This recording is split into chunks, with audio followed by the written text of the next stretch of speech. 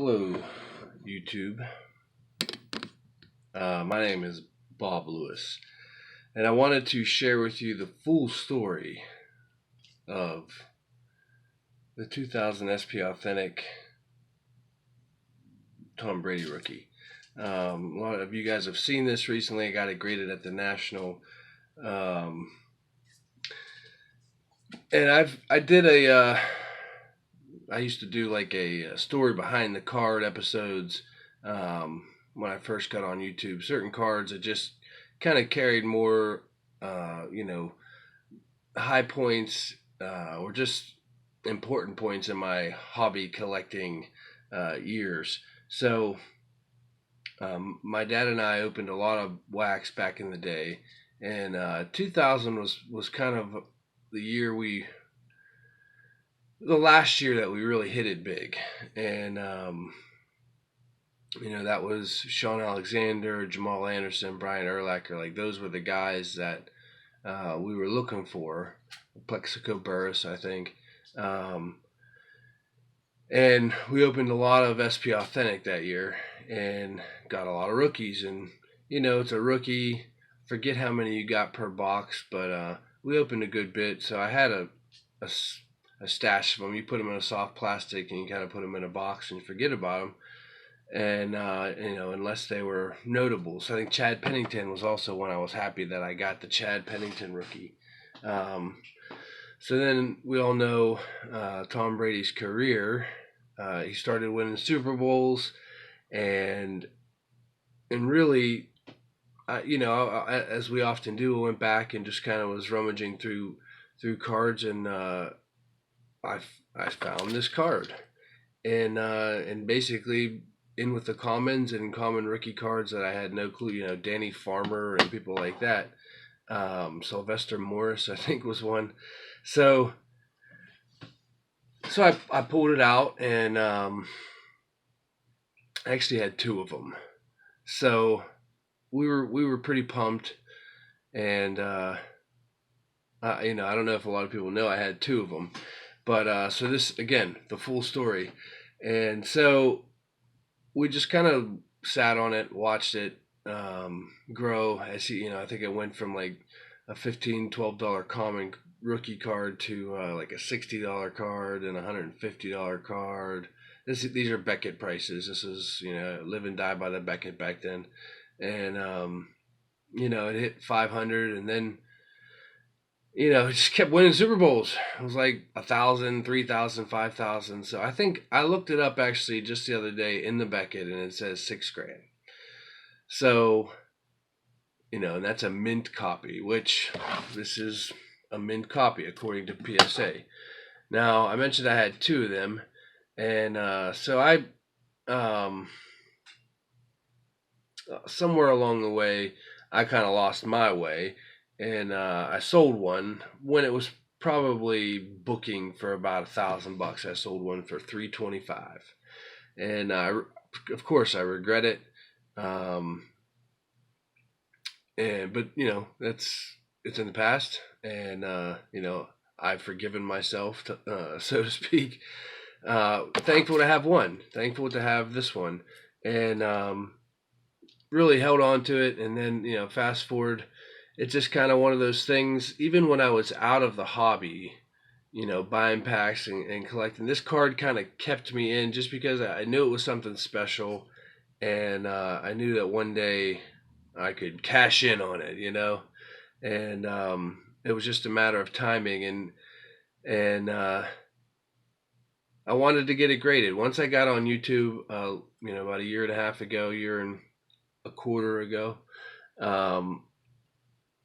PSA kind of became a reality of like a way to tie some credibility to certain cards, and ultimately create value for things that I would like to move. I reached a point where I can't just continue to accumulate stuff, that I had to start thinking of selling some stuff. Can't keep everything. At least I can't. So every intention of getting this card graded, really not believing it was going to get a 10. But I wanted to get it graded at the national because I didn't want to send it through the mail. Um, you know, I'm sure it would have been fine. People do it all the time, but it just was like it was too precious to me to kind of risk it really. So I was given that suggestion by a fellow YouTuber um, after last year's national, really, when I wasn't able to make it to that. So I just kind of was patient, held out, and this was the year. So I brought it with me. My dad, and my dad was funny. He's like, you're not gonna tell anybody you have that card, are you?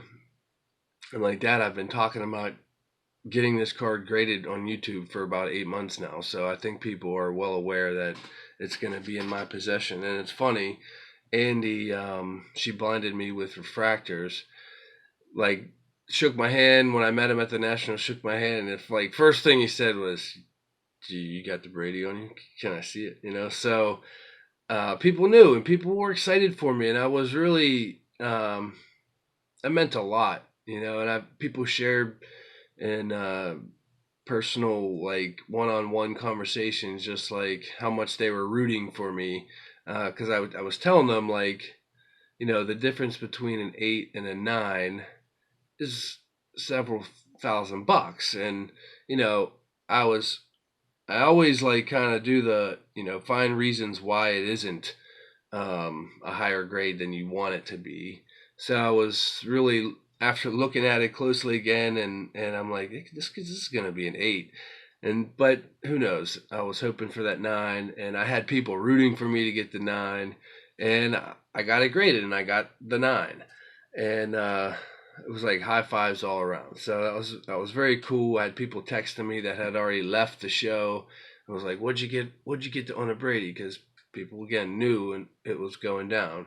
And so that, I don't know if you guys have never graded, you're just sort of waiting for that email from PSA that your order is ready and your grades are available.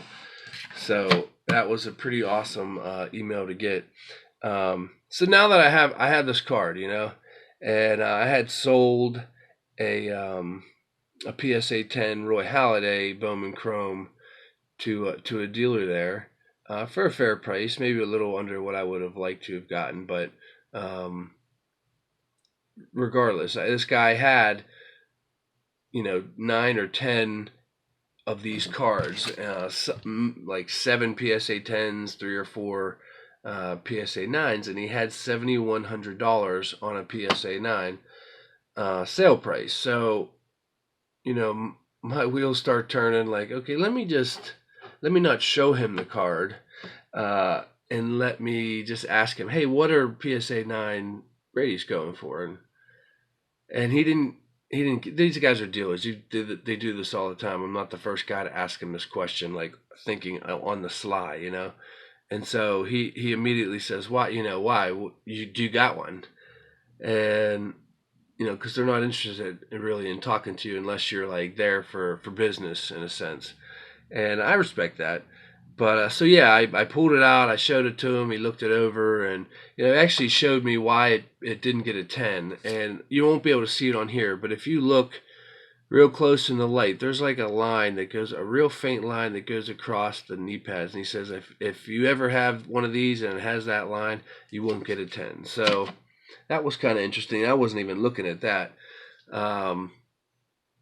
But he told me, one sold just recently at his booth for $6,000. So from there, I'm thinking, well, he's not going to buy it for 6 if they're selling for 6. So he shot a number of 4,500 out there, and it was like, so 20 years of like anticipation, all culminating to this event, and here it is right in front of me, and it was like too much. It really was too much um, to handle in that moment. So I like kind of had to step away. I called my wife, I called my dad, and they sort of talked me off the ledge a little bit, like encouraged me to like, look, this card's always going to be something that somebody wants, and you don't have to sell it right now. I can keep it and I can enjoy it for a while in my collection and be proud to have it in my collection until the time comes that it's time to move it. So that's what I did. But Phil Filmington kind of like came up to me in that moment, like really like kind of just shocked and all those emotions of like it's happening, like this guy's made me an offer. And he shot back after me stalling 5 grand, and I just couldn't do it. I don't know why. I just, again, I knew there'd be an opportunity in the future to deal it, and I'm just gonna wait. I'm just gonna enjoy it in my collection for now and show it off as much as possible in videos. Sometimes you might watch a video and he might just be like chilling back here on the shelf or something. Um,